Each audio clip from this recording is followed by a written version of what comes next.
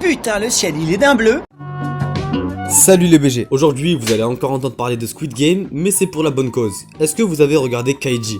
Si c'est le cas, laissez-moi vous dire que vous êtes des champions. Et si c'est pas le cas, c'est pas grave, laissez-moi vous faire découvrir cette pépite dans cette vidéo. Alors ça fait longtemps que je voulais vous parler de Kaiji qui fait partie de mes mangas préférés. Et avec la nouvelle série Squid Game qui est sortie et qui a eu un buzz de fou, c'était l'occasion parfaite pour moi de vous présenter cette œuvre incroyable. Parce que c'est vraiment un animé qui mérite d'être vu. Et si la popularité de Squid Game peut me permettre de faire découvrir Kaiji à un maximum de personnes, ça serait juste parfait. Surtout que, vous allez voir, le concept de Squid Game n'est peut-être pas aussi original que ça. Vous savez, c'est à 70% inspiré de Kaiji, même si la série reste très bonne. Bref, n'oubliez pas de vous abonner si c'est pas encore fait, et surtout partagez la vidéo pour faire découvrir Kaiji à vos potes. Et on est parti pour parler d'un des meilleurs animés que j'ai pu voir.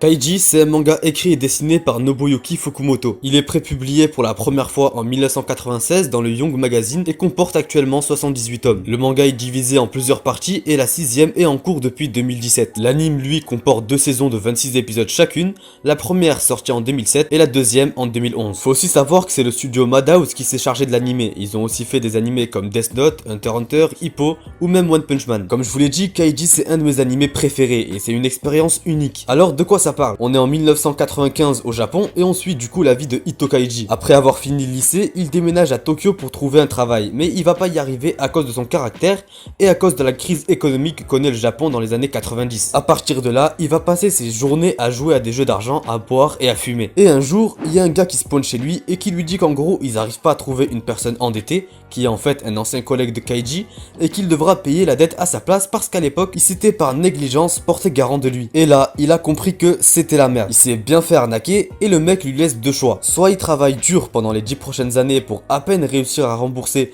les 3 800 000 yens, ce qui représente environ 35 000 euros, ou alors il monte pour une nuit à bord d'un bateau appelé Espoir et s'il arrive à gagner au jeu, sa dette sera complètement effacée. Mais s'il perd, sa dette augmentera et il sera ramené vers une destination inconnue où il sera forcé de travailler. Vous l'avez compris, c'est en fait un endroit où il y aura des gens endettés jusqu'au cou et qui vont s'affronter pour gagner la récompense. Et ce bateau, il est géré par un vieux sadique qui aime regarder le désespoir des gens. Donc voilà, en gros, c'est comme ça que commence l'histoire. Et là, normalement, vous faites directement le rapprochement avec Squid Game, mais on y reviendra un peu plus tard. Du coup, Kaiji, il va évidemment choisir de monter à bord du navire sans savoir ce qu'il attendait vraiment. Parce que de là, il sera jeté dans un monde de torture, de tromperie et de jeux psychologiques tordus. Il sera obligé d'affronter les parties les plus sombres de la nature humaine. Et c'est ça qui est incroyable dans Kaiji, on ressent parfaitement l'importance des enjeux, on voit le doute qui s'installe, la frustration d'être soumis à ceux qui ont le plus d'argent. Les personnages sont tous poussés à leurs limites, jouant pour leur vie par désespoir. Et en ce qui les concerne, il y a une petite poignée de personnages récurrents, mais pour la plupart, ils restent attachés à leur propre arc, laissant du coup Kaiji le seul véritable acteur tout au long de l'animé. Alors, quand on parle d'un animé de jeu psychologique, on peut imaginer un intellectuel de génie qui va déjouer ses adversaires grâce à des connaissances supérieures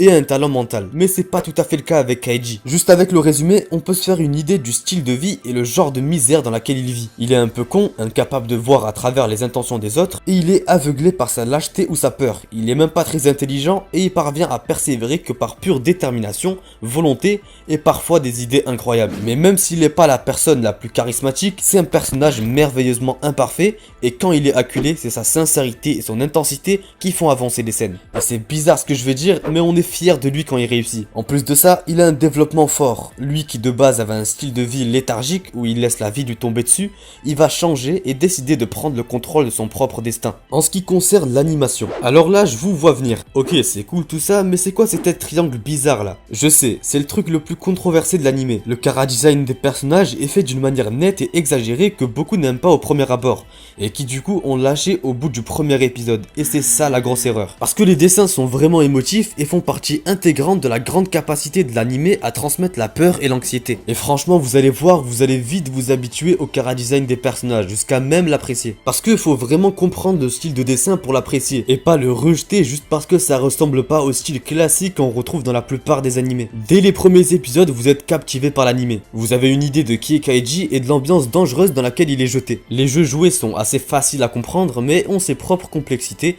qui sont encore une fois accentués par la tromperie des personnes qui y jouent. Ce qui est intéressant dans cet animé, c'est ses thèmes et la façon dont il se retourne contre Kaiji lui-même. Des thèmes comme l'opportunité, la cupidité, la confiance, la trahison ou même l'intérêt personnel. Chaque jeu illustre un abrégé de la société que l'animé ne laisse pas passer inaperçu. Voler ou être volé, tuer ou être tué. La logique de l'animé et la compréhension torturée de Kaiji du monde présentent ces notions comme des faits d'une manière vraiment convaincante. Ce que j'aime, c'est qu'il y a aussi une poignée de monologues qui attirent l'attention sur les parallèles sociétaux qui se jouent devant nous. Et je trouve que ces thèmes donnent beaucoup de profondeur et de sincérité aux personnages. En ce qui concerne la musique, là aussi c'est excellent. Les OST sont incroyables et correspondent parfaitement à l'ambiance de l'animé. Du coup, pour en revenir à Squid Game, vous avez dû remarquer qu'il y a pas mal de ressemblances. Faut savoir aussi que l'auteur de Squid Game a avoué s'être beaucoup inspiré de Kaiji pour réaliser sa série. Pour finir, je vais vous citer les plus grosses ressemblances qu'on retrouve entre les deux œuvres.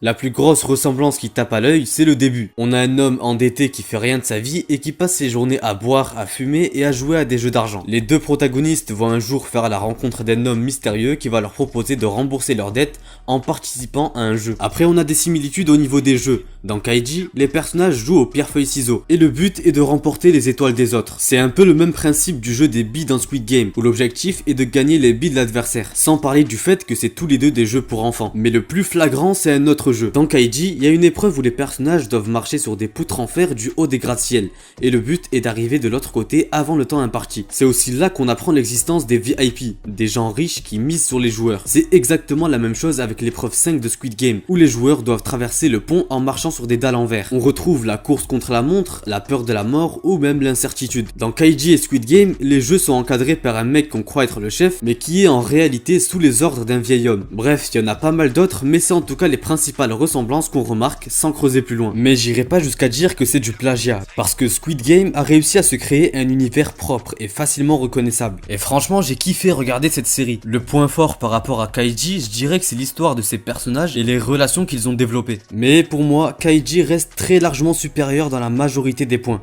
Que ça soit la tension, la stratégie, la représentation des émotions ou encore le suspense. Et si vous me croyez pas, allez voir ça par vous-même. Kaiji, comme je vous l'ai dit, c'est un animé incroyable dont on parle pas beaucoup en France. Et j'espère que cette vidéo vous aura un peu donné envie de commencer. Je réponds à tous vos messages, donc n'hésitez pas à me dire sur Twitter ou Insta ce que vous en aurez pensé après l'avoir vu. N'oubliez pas aussi le pouce bleu si vous avez aimé la vidéo. Allez sur ce, c'était Raifi, sayonara.